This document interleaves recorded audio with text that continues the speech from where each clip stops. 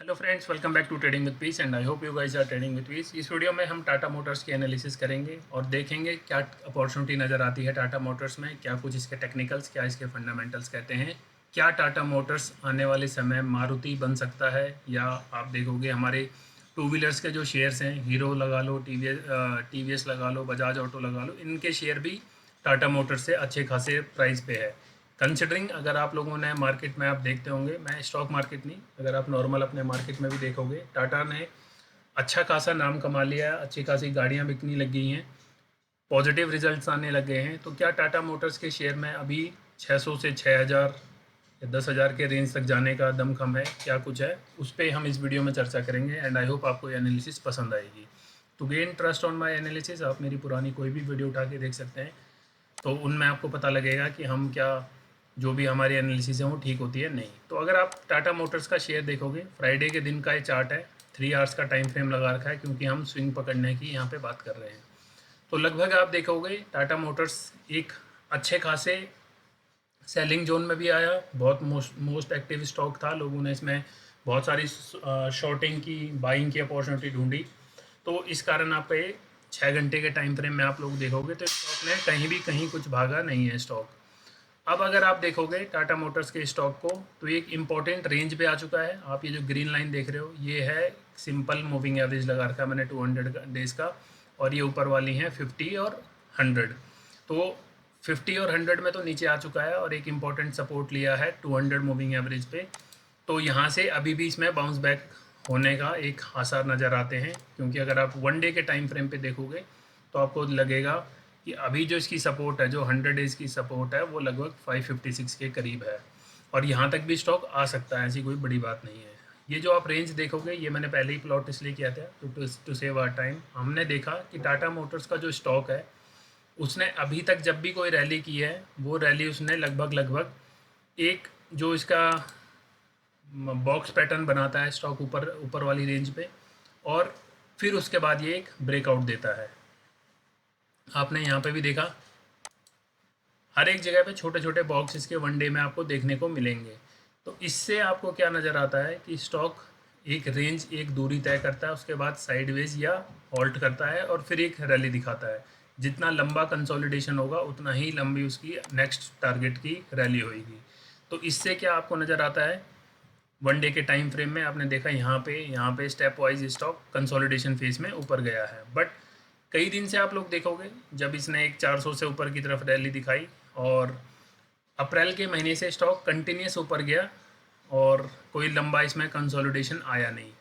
तो इस कारण आप लोग देखोगे स्टॉक अब एक कंसोलिडेशन के फेज में जाने की कोशिश कर रहा है।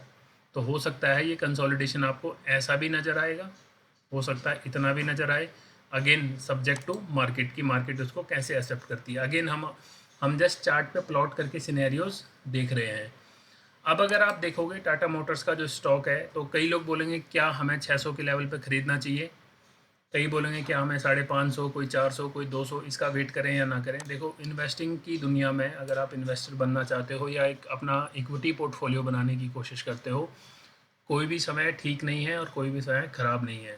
बट कंसिडरिंग अगर आप चार्ट देख के ट्रेड कर रहे हो, तो आई वुड सजेस्ट कि एक कंसोलिडेशन फेज में जाता है स्टॉक, तो थोड़े नीचे वाले लेवल पे आएगा तो आप खरीद सकते हैं, क्योंकि ये अभी लगभग लगभग अपने एवरग्रीन जो इसका, यानी जो अभी तक हर बारी का, यानी जो मंथ का हाई है, उसके आसपास ही ट्रेड कर रहा है।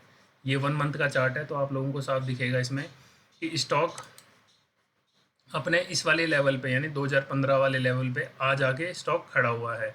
तो क्या 2015 के फाइनेंशियल्स, क्या 2015 का टाटा मोटर्स का टर्नओवर या जो कुछ भी कंपनी की गुडविल है वो आज मैच करती है या उससे भी ज़्यादा है? तो आंसर आप सबको पता भी है। तो इसलिए आई वुड सजेस्ट थोड़ा सा टाइम, हो सकता है करेक्शन के लिए ले, हो सकता है अभी स्टॉक थोड़े दिन कंसोलिडेशन फेज में जाए, बट आई एम एक्सपेक्टिंग कि एनी हाउ स्टॉक ऊपर ही जाएगा।